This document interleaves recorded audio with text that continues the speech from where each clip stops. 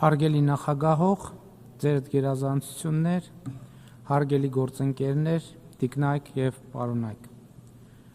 Հայաստանի Հանրապետության բոլոր ղեկավարների այս ամբիոնից ունեցած ելույթների հիմնական բովանդակությունը նվիրված է եղել Հայաստանի Հանրապետության և Ադրբեջանի Հանրապետության կոնֆլիկտին։ Այդպիսին էին նաև իմ ելույթները 2018-ից 2023 թվականներին։ Նախորդ տարի ելույթ ունենալով Գլխավոր ասամբլեայի 79-րդ նստաշրջանում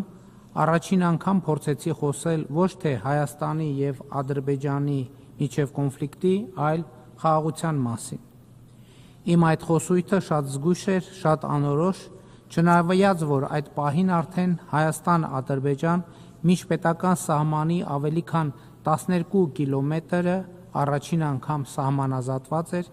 իսկ երկու երկրների սահմանազատման հարցերով հանձնաժողովների համատեղ աշխատանքի կանոնակարգը ստորագրված երկու երկրների փոխվարչապետերի կողմից։ Իմ այդ ելույթից հետո Հայաստան-Ադրբեջան հարաբերություններում տեղի են ունեցել շրջադարձային իրադարձություններ։ Նախ սահմանազատման հանձնաժողովների համատեղ գործունեության կանոնակարգը վավերացվեց թե Հայաստանում, թե Ադրբեջանում, ստանալով բարձրագույն իրավաբանական ուժ։ Սա Հայաստանի և Ադրբեջանի միջև ստորագրված և վավերացման ընթացակարգ անցած առաջին երկկողմ միջազգային փաստաթուղթն է։ Դրանում 1991 թվականի դեկտեմբերի 21-ի Ալմա-Աթայի հռչակագիրը արձանագրված է որպես երկու երկրների սահմանազատման բազային սկզբունք, խոսքը միջպետական սահմանների սահմանազատման մասին է։ Ահա ուրեմն նախորդող շրջանի լավատեսական գործընթացները անցած մեկ տարվա ընթացքում շարունակվեցին։ Այս տարվա մարտին Հայաստանն ու Ադրբեջանը կարողացան համաձայնեցնել միմյանց միջև խաղաղության և միջպետական հարաբերություններ հաստատելու մասին համաձայնագրի նախագիծը և նման դրական ելքով ավարտել բանակցությունները նախագծի շուրջ։ Այդ փաստաթղթում նույնպես կողմերը հղում անելով Ալմա-Աթայի հռչակագրին հաստատում են իրենց ըմբռնումը, որ նախկին ԽՍՀՄ խորհրդային սոցիալիստական հանրապետությունների միջև սահմանները դարձել են համապատասխան անկախ պետությունների միջազգային սահմաններ և այս հենքի վրա ճանաչում և հարգում են միմյանց ինքնիշխանությունը, տարածքային ամբողջականությունը, միջազգային սահմանների անխախտելիությունը և քաղաքական անկախությունը։ Ինչպես արդեն տեսաք, Ալմա-Աթայի հռչակագրին հղումը նշանակում է, որ երկու երկրները ճանաչում են, որ Հայաստանի Հանրապետության տարածքը նույնական է Հայկական խորհրդային սոցիալիստական հանրապետության տարածքի հետ, իսկ Ադրբեջանի Հանրապետության տարածքը նույնական է Ադրբեջանական խորհրդային սոցիալիստական հանրապետության տարածքի հետ և այդ տարածքները ներառող սահմանները անխախտելի են։ Հայաստանի և Ադրբեջանի միջև խաղաղության և միջպետական հարաբերությունների հաստատման մասին նշված համաձայնագիրը ահա այս տարվա օգոստոսի 8-ին ԱՄՆ մայրաքաղաք Վաշինգտոնում Սպիտակ տանը երկու երկրների արտաքին գործերի նախարարների կողմից նախաստորագրվեց ԱՄՆ նախագահի, Ադրբեջանի նախագահի և իմ ներկայությամբ։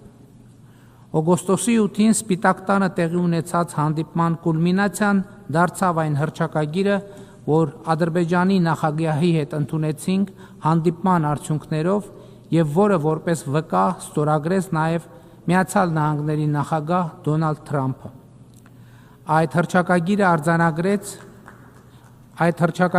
արձանագրեց, որ Հայաստանն ու Ադրբեջանը ընդունում են անցյալի հակամարտությամբ չկանխորոշված Միավորված ազգերի կազմակերպության կանոնադրությանը ու 1991 թվականի Ալմա-Աթայի հռչակագրին համապատասխան պայծառ ապագայի ուղի նախանշելու անհրաժեշտությունը և որ մարդկային անասելի տառապանքներ պատճառած հակամարտությունից հետո մեր ժողովուրդների համար ստեղծվել են վերջապես բարիդրացիական հարաբերություններ սկսելու պայմաններ, հիմնված միջազգային սահմանների անխախտելիության և տարածքներ ձեռք բերելու նպատակով ուժի կիրառման անթույլատրելիության սկզբունքների վրա։ Այս իրողությունը, որը ենթակա չէ եւ երբեք չպետք է ենթակա լինի վերանայման, ճանապարհ է հարթում մեր երկու ժողովուրդների միջև թշնամանքի էջը փակելու համար։ Մենք վճռականորեն մերժում եւ բացառում ենք վրեժխնդրության ցանկացած փորձ ներկայում եւ ապագայում, ասվում է հռչակագրում։ Նույն փաստաթղթում մենք Հայաստանի եւ Ադրբեջանի ղեկավարներս վերահաստատեցինք ներպետական, երկկողմ եւ միջազգային փոխադրումների համար երկու երկրների միջև հաղորդակցությունների բացման կարևորությունը, հիմնված պետությունների ինքնիշխանության, տարածքային ամբողջականության եւ իրավազորության հարգման վրա, տարածաշրջանում ու նրա հարևանությամբ խաղաղությունը, կայունությունն ու բարգավաճումը խթանելու նպատակով։ Այս ջանքերը կներառեն Ադրբեջանի Հանրապետության հիմնական մասի